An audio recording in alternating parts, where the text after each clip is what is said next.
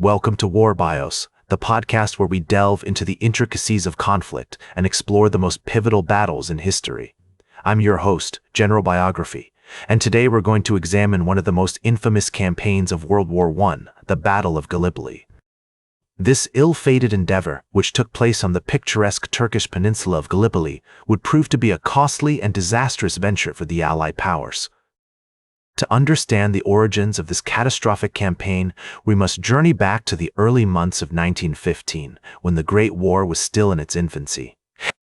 The British government, led by Prime Minister Herbert Asquith, was eager to find a way to break the stalemate on the Western Front and knock Germany's ally, the Ottoman Empire, out of the war. On January 2, 1915, the Russian government appealed to Britain for help in diverting Ottoman forces away from the Caucasus region, where Russian troops were struggling to hold back the Ottoman advance. In response, the British War Council began exploring options for a naval campaign against the Ottoman Empire. The idea of forcing the Dardanelles Strait, which connects the Mediterranean Sea to the Sea of Marmara, and capturing the Ottoman capital, Constantinople, gained traction among British leaders.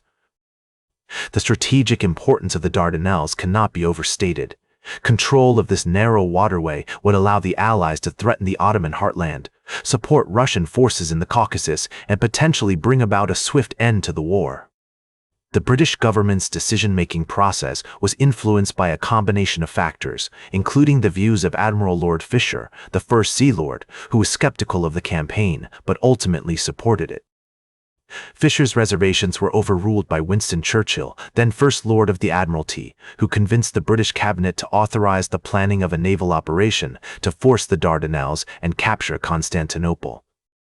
Churchill's enthusiasm for the campaign was fueled by his confidence in the power of the British Navy and his belief that a bold stroke could bring about a decisive victory.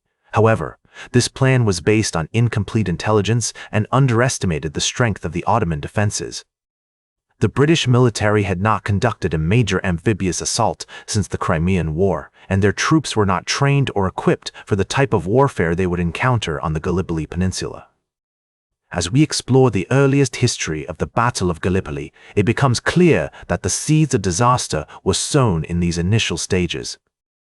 The Allied forces were woefully unprepared for the challenges they would face, while the Ottoman army, led by the skilled and determined General Mustafa Kemal, was well entrenched and determined to defend its territory.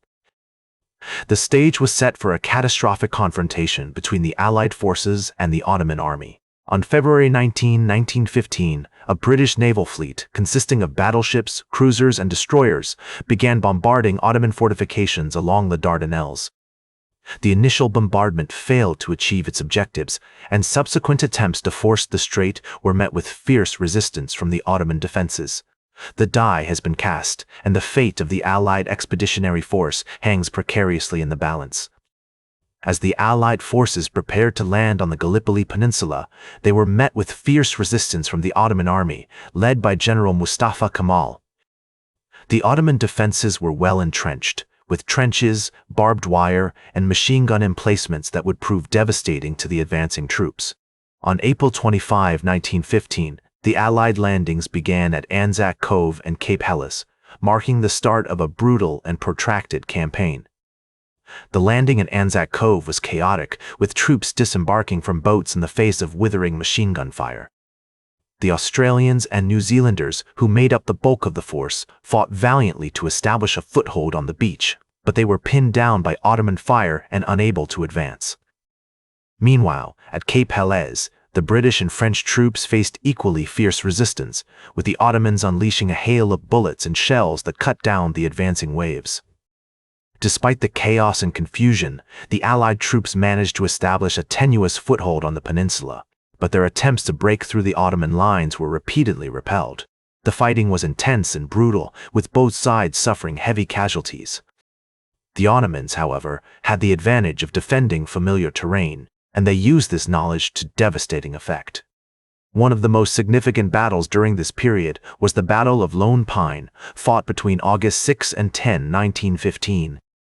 This bloody confrontation saw Australian troops launch a series of futile attacks against heavily fortified Ottoman positions, resulting in staggering losses on both sides. The Australians suffered over 2,000 casualties, while the Ottomans lost an estimated 4,000 to 5,000 men. The failure of the Allied forces to break through the Ottoman lines was compounded by a series of strategic blunders and logistical challenges. The troops were poorly supplied, with inadequate food, water, and medical care, which exacerbated the already dire situation. The heat, dust, and disease-ridden conditions on the peninsula took a heavy toll on the soldiers, who were already exhausted from the relentless fighting. As the summer of 1915 wore on, it became increasingly clear that the Allied campaign was doomed to fail. Despite repeated attempts to reinforce the troops and launch new attacks, the Ottomans remained firmly entrenched, and the Allies were unable to gain a decisive advantage. The campaign had become a stalemate, with both sides dug in and determined to outlast the other. The Allied forces are battered and bruised, but still clinging to their precarious foothold on the peninsula. The Ottomans, meanwhile, have proven themselves to be formidable opponents, capable of withstanding even the most intense assaults. As the summer of 1915 wore on, it became increasingly clear that the Allied campaign was doomed to fail. Despite repeated attempts to reinforce the troops and launch new attacks, the Ottomans remained firmly entrenched, and the Allies were unable to gain a decisive advantage. The campaign had become a stalemate, with both sides dug in and determined to outlast the other. In October 1915, the British government decided to withdraw its forces from Gallipoli, marking a humiliating defeat for the Allies. The evacuation was a complex and perilous operation, with troops forced to abandon their positions under cover of darkness and make their way back to the ships that would take them to safety. The Ottomans, aware of the Allied plan, launched a series of fierce attacks in an attempt to disrupt the evacuation, but ultimately failed to prevent the withdrawal. The evacuation was completed on January 9, 1916, with the Allies having suffered over 250,000 casualties, including more than 46,000 dead.